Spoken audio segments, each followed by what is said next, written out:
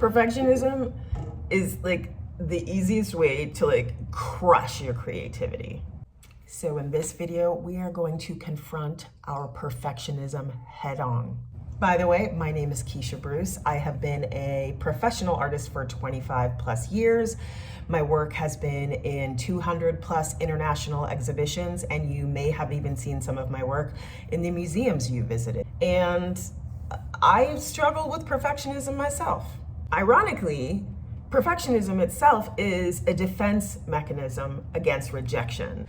And for me, perfectionism shows up as, in the beginning, it shows up as procrastination. Or I will fill out an entire grant application and then at the last minute decide that, oh, you know what, my work samples aren't that great, so I'm just, you know what, I'll just do it next year. The root of all of this is fear. It's primarily fear of failure.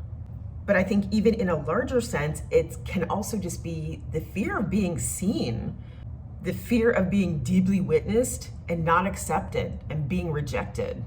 And we have to do this work of figuring out how to push perfectionism out the window, because there is a real cost to not putting yourself forward because you're not doing it perfectly.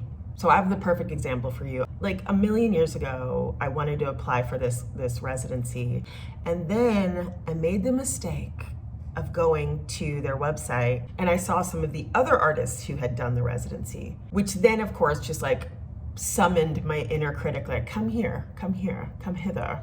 And in the end, I didn't even apply. I didn't even try. That's a real tangible consequence of the fear that shows up as perfectionism. Or maybe for you, perfectionism looks like being stuck in planning mode.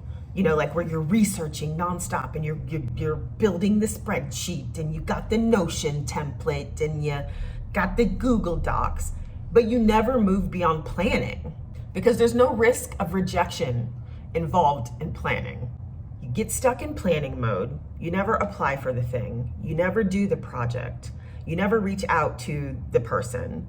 And of course, the result of never actually doing the thing and spending all the time planning and researching the thing is that you never get the opportunity, you never get the residency, you never get the grant, you never get to do the show at the art gallery that you've always dreamed of. You never get to go on the trip. And then what happens? Boom, shame kicks in and it starts eroding your self-confidence and your self-esteem. So, okay, this is where homework kicks in. Homework assignment number 1. And the point of this first homework assignment is to just reframe imperfection as just a part of the creative process. It doesn't matter what stage of your career you're in. You're going to make mistakes. I'm hoping this homework will help you kind of ease in to imperfection and give yourself the grace to grow publicly. Scary, right? Okay, so here's the assignment. I want you to take one of your unfinished artworks or a work in progress, and I want you to share it with someone. Share it on Instagram, share it with a friend, share it with an artist, I don't know, share it with someone, share it. Simply by sharing it, you've already taken a huge step. You've already won. Why? Because daring to show your work in progress, daring to show your imperfection in public is in and of itself a radical act of courage. And for some of you, that may feel like a tiny baby step. No big deal, you do that all the time. But for some of us, that's really scary. Here, I'll go first. Hold that thought.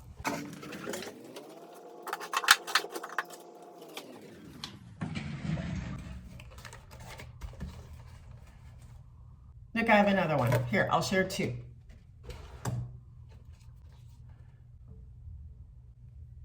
Okay, homework assignment number 2. And this one may be a little bit tougher because I know it was for me. This exercise changed my life. So of course I'm gonna share it with you. You're gonna find a photo of yourself when you were a child. And I want you to carry it with you or put it somewhere in your house where you can see it on a regular basis. Here, I'll show you mine. So here's the assignment. Every time that negative, dark, hypercritical, perfectionist voice pops up in your head, I want you to ask yourself 2 things. Would I allow someone to talk to this sweet, precious baby like that? Does this sweet child deserve to be ridiculed and shamed? Those are the two questions. Exactly. Because here's the thing that's going to really break your heart. You're still that child. You're still that child that does not deserve to be ridiculed and shamed for simply trying. You get to be imperfect. You get to make mistakes. There is no other way. There is no other way. Sweetie, you are doing the best you can with what you got right now.